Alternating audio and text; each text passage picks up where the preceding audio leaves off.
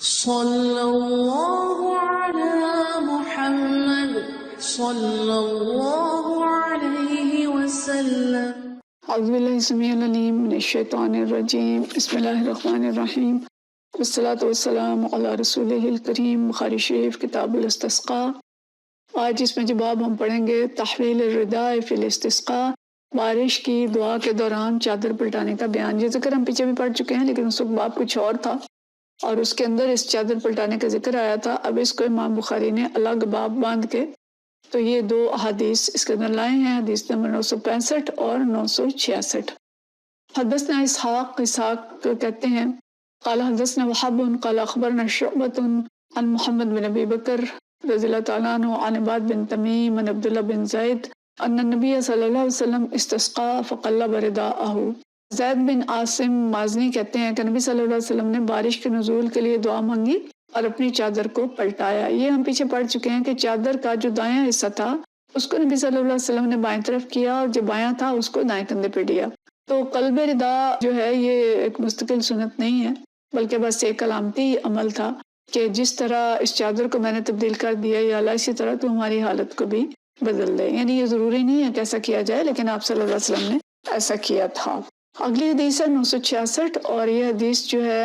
قال عبداللہ بن ابی بکر، عبداللہ بن ابی بکر رضی اللہ تعالیٰ عنہ فرماتے ہیں انہ سمع عباد بن تمیم، عباد بن تمیم سے انہوں نے سنا یحدث اباہ، وہ اپنے والد سے روایت کرتے ہیں ان عمہ عبداللہ بن زید، وہ اپنے چچا عبداللہ بن زید سے روایت کرتے ہیں ان النبی صلی اللہ علیہ وسلم خرج الی المصلی، نبی صلی اللہ علیہ وسلم مصلی کی طرف آئے، عیدگاہ کی طرف آئے،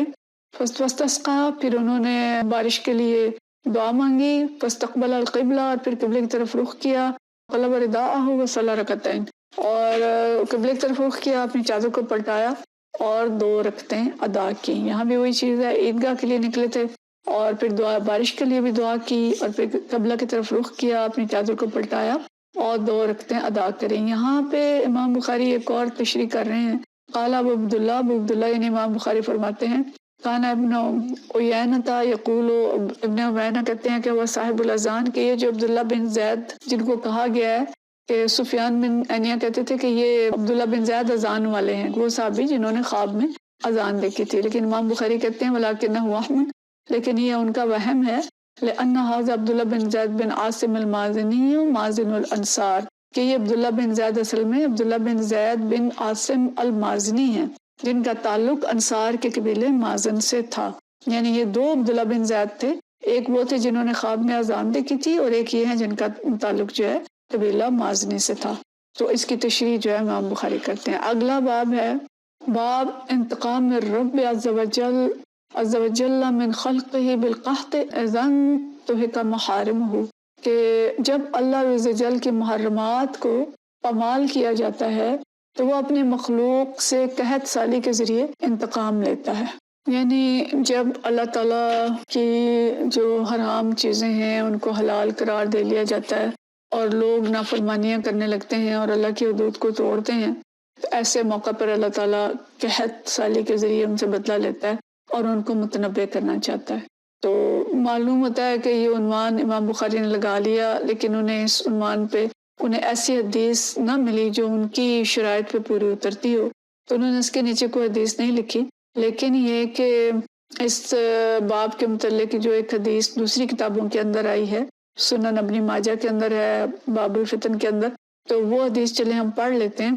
اور وہ حدیث جو ہے اس میں آتا ہے حضرت عبداللہ بن عمر رضی اللہ تعالیٰ عنہ سے کہ انہوں نے فرمایا کہ رسول اللہ صلی اللہ علیہ وسلم نے ہماری طرف متوجہ ہو کر فرمایا، اے مہاجروں کی جماعت، 5 چیزیں ایسی ہیں کہ جب تم ان میں مبتلا ہوگے تو اللہ کے عذاب سے نہیں بچ سکو گے، معاذ اللہ، اور میں اللہ کی پناہ مانگتا ہوں کہ وہ بری چیزیں تم تک پہنچیں۔ پھر آپ نے فرمایا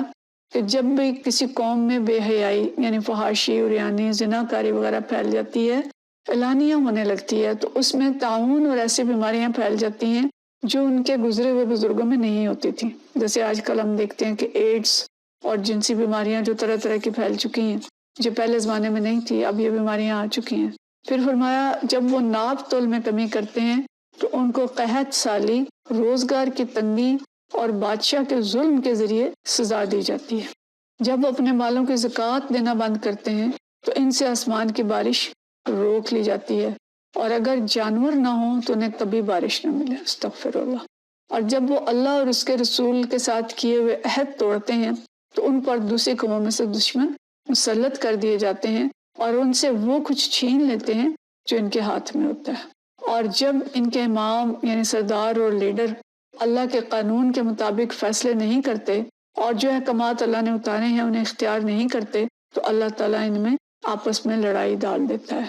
تو یہ دیکھیں کہ یہ کتنی صحیح حدیث ہے، اور آج کل یہ ساری چیزیں جو ہیں ہم اپنی آنکھوں سے دیکھ رہے ہیں۔ بہرحال یہ حدیث بخاری میں نہیں ہے، میں نے عنوان کے تحت خود سے پڑھ دی دوسری کتاب سے۔ اگلا جو باب ہے کہ باب الاستسقاء فی المسجد الجامع، کہ جامع مسجد میں بارش کی دعا کا بیان۔ حدیث ہے 967 967، اور یہ حدیث جو ہے حضرت انس عبداللہ بن ابی نمر سمع حضرت انس بن مالک رضی اللہ تعالیٰ عنہ سے کرتے ہیں۔ یہ حدیث پہ ہم پیچھے پڑھ چکے ہیں۔ انہ سمع انس بن مالک یذکر، حضرت انس بن مالک کو انہوں نے بولتے ہوئے سنا، فرما رہے تھے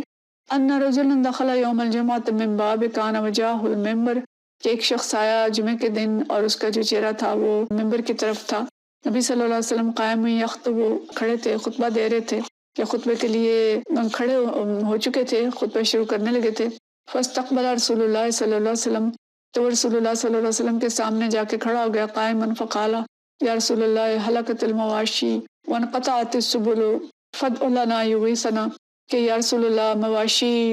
ہلاک ہو گئے، راستے منقطع ہو گئے، ہمارے لیے آپ بارش کی دعا کریں۔ قال فا رسول اللہ صلی اللہ علیہ وسلم یدیہ، آپ صلی اللہ علیہ وسلم نے ہاتھ اٹھائے، فقال اللہم اسقنا اللہم اسقنا اللہم اسقنا، کہ اللہ ہمارے لیے بارش برسا، اور یہ دعا آپ نے 3 مرتبہ کی۔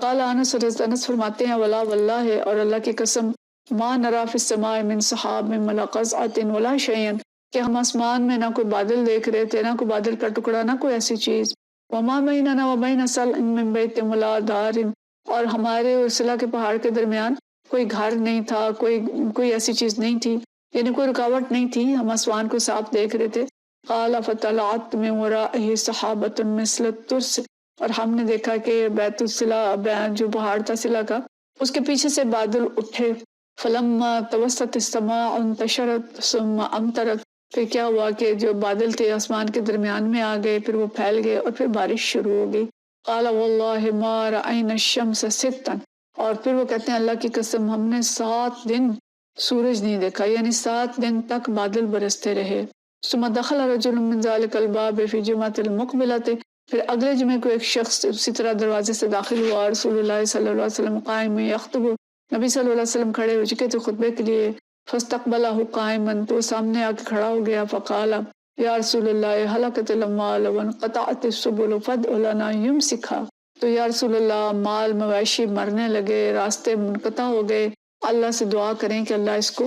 روک دے۔ قال فرفع رسول اللہ صلی اللہ علیہ وسلم یدیہ، آپ صلی اللہ علیہ وسلم نے ہاتھ اٹھائے، ثم قال، پھر فرمایا اللہم حوالینا ولا علینا، کہ اے اللہ ہمارے ارد گرد اس گرد و پیش میں اس بارش کو برسا دے، ہم پر نہ برسا۔ اللہم علی الاکام والجبال والاجام والزراب، کہ اللہ تو اس بارش کو پہاڑی ٹیلوں پر برسا دے، بڑے اور چھوٹے پہاڑوں پر برسا دے، اور ندیوں نالوں پر برسا دے، اور جہاں درخت اگتے ہوں وہاں برسا دے۔ قال فانقطعت، پھر وہ بارش جو تھی وہ رک گئی، وبر پھٹ گیا، وخرجنا نمشی فی الشمس، اور صبح سورج نکل آیا۔ قال شریک فسألت انسا، شریک کہتے ہیں کہ جب ہم نے انس سے یہ پوچھا کہ اہو رجل اول، کہ جو شخص جو دوسرے جمعے کو آیا کیا یہ وہی شخص تھا جو پہلے جمعے کو آیا تھا؟ قال لا ادری، تو انہوں نے فرمایا کہ نہیں، یہ مجھے معلوم نہیں۔ تو مطلب یہ ہے کہ ایک شخص آتا ہے اور وہ درخواست کرتا ہے، اور نبی صلی اللہ علیہ وسلم دعا کرتے ہیں اور بارش برستی ہے، اور 7 دن تک برستی رہتی ہے، اور پھر جب ہر طرف پانی پانی ہو گیا، راستے بند ہو گئے، مویشی ہلاک ہونے شروع ہو گئے، تو پھر ایک شخص آیا اور اس نے پھر دعا کی درخواست کی، اور آپ صلی اللہ علیہ وسلم نے دعا کی اور بارش رک گئی۔ تو یہاں پہ جو دعا یہ بھی ہمیں یاد کرنی چاہیے، اللہم علی الاکام والجبال والاجام والزراب واودیۃ ومنابت الشجر، کہ اگر اس طرح بارش لگاتار برسنے لگ جائے تو یہ مسنون دعا ہے، ہم کریں کہ اللہ ہمارے اوپر نہیں بلکہ ارد گرد کے جو جنگل ہیں، پہاڑ ہیں، درخت ہیں، ان کے اوپر برسا دے اور بستیوں کو اس سے محفوظ کر دے۔ تو یہ جامع مسجد تھی جس میں خطبہ جمعہ ہونے والا تھا، وہاں پہ دعا مانگی گئی تھی۔ تو اس حدیث سے امام بخاری ثابت کرتے ہیں کہ جامع مسجد میں جمعے کے خطبے کے ساتھ یہ دعا بھی مانگی جا سکتی ہے۔ وآخر دعوانا ان الحمدللہ رب العالمین۔